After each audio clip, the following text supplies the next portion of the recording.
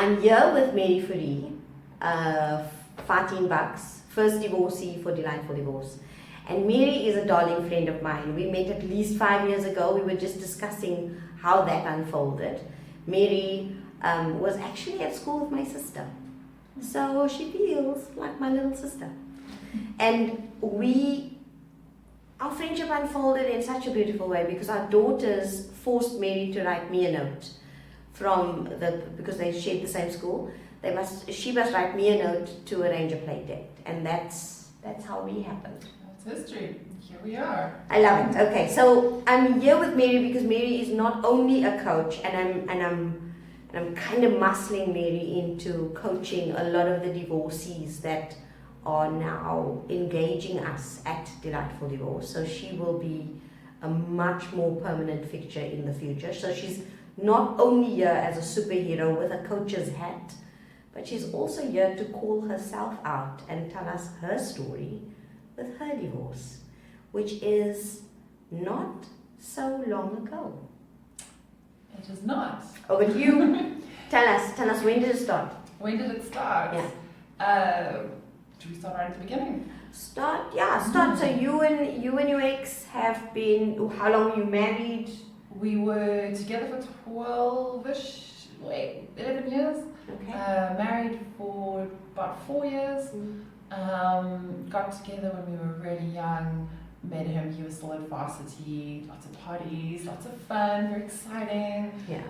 Moved in together very quickly and started to play that adult grown-up life and fell pregnant. So very quickly sped into real grown-up adult life. Now we've got this baby coming, got to figure things out, and a very conscious decision of mine, or what felt like a conscious decision, was we are not getting married because we're having a baby. Nice. So let's do the baby thing. Let's see if we still like each other afterwards. Okay. And then if that works out, then hell yeah, you propose to me. Nice. And then he did? And then he did. And I said yes. And realistically, it felt like the right thing to do at the time. And it felt like this is how our lives are unfolding. And there was excitement around our daughter was going to be about 5 years old by the time we got married, and having her involved in the ceremony and part of our, family coming together really. Yeah. And about a year later, I started my coach training journey, and I started to dig into all my personal stuff. And then I kind of noticed that I had a lot of stuff that was impacting the decisions I made. It was impacting my marriage. Things like feeling that it was my role as the woman to make him happy, to not fight, to not argue, even though I felt very strongly about certain things like parenting or the money stuff. And eventually I realized that I was making decisions not from that conscious place, not from the place of I'm going into this with all my facts and 100% commitment. I was coming from a lot of default beliefs that I'd taken on from my family about the fact that the right thing to do is to be married, to get married. To tick all the boxes. Tick all the right boxes, be the everything, the superwoman who can bring in the money and look after the house and keep the man happy. It's a lot of pressure. It's a lot of pressure. And the reality was we were really good at the co-parenting. We still are. We weren't so good at the relationship stuff. And it was really hard for me to admit that. And we got together 2007, we got married 2014. In about 2016, on my coach training journey, I came home and put on the table that if I'm not choosing marriage, if I can't also choose divorce. So can I choose divorce? Because if I'm not able to choose that, then it's not a choice to be married. I'm doing it because I feel compelled to do it. Yeah. And we went through a really rough period of looking at this option. Is this possible? Is this what we need? Is this what we want? The end result was no.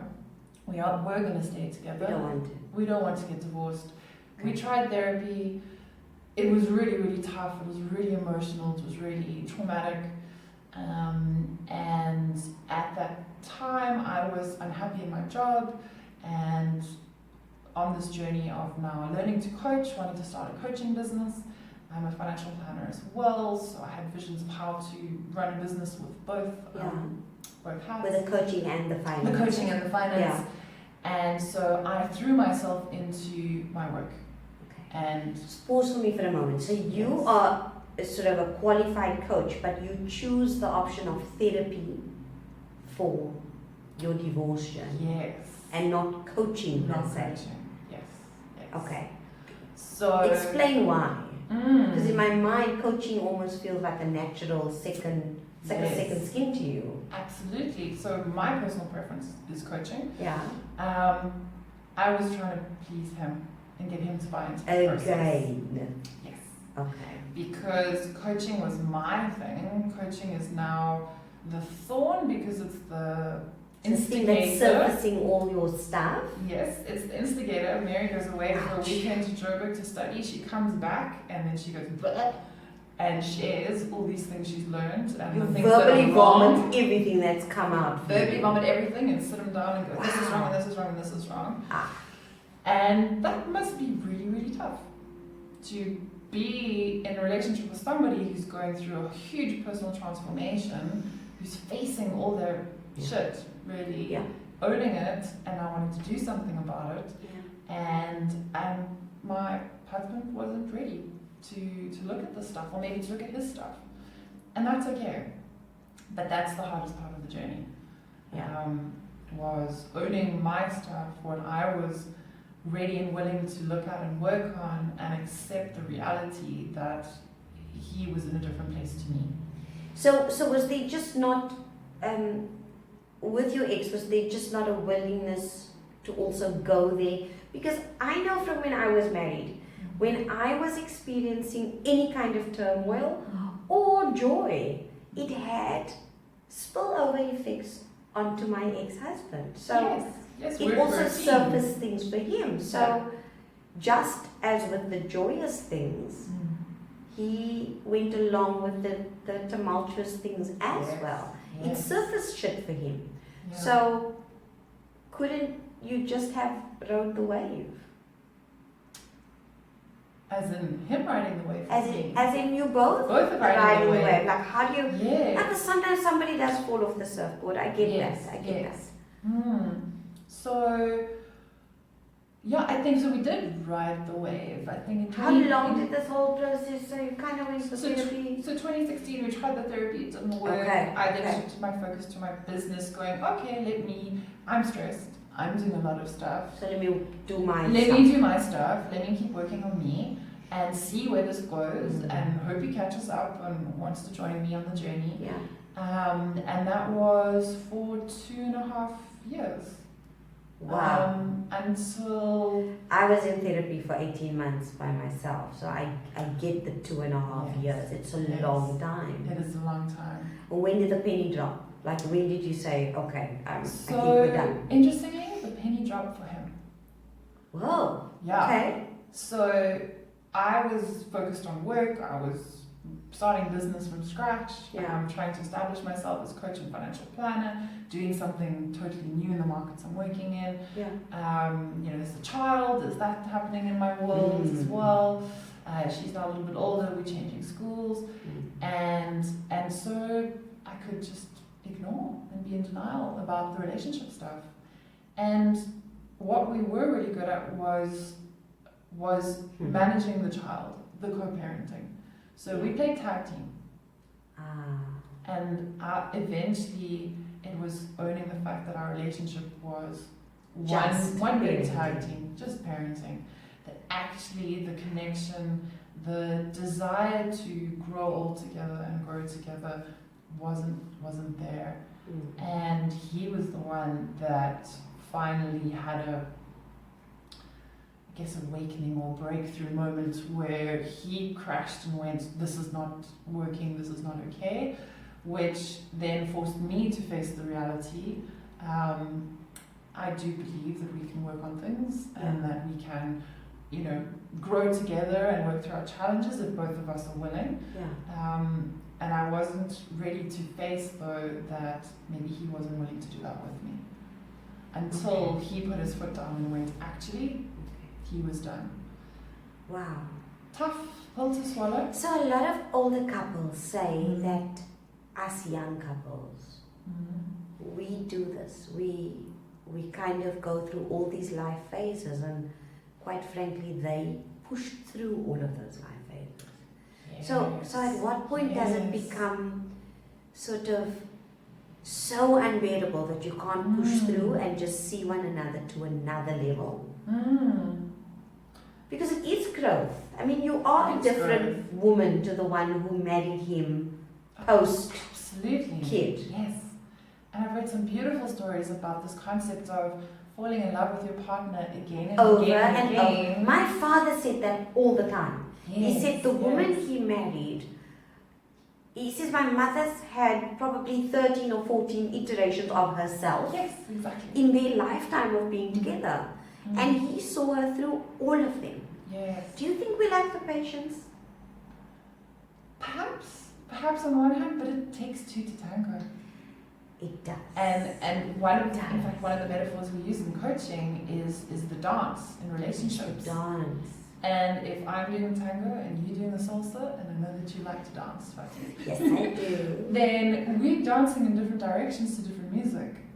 And I think part of my journey was recognizing that we want to do different dances to different music. And that's okay.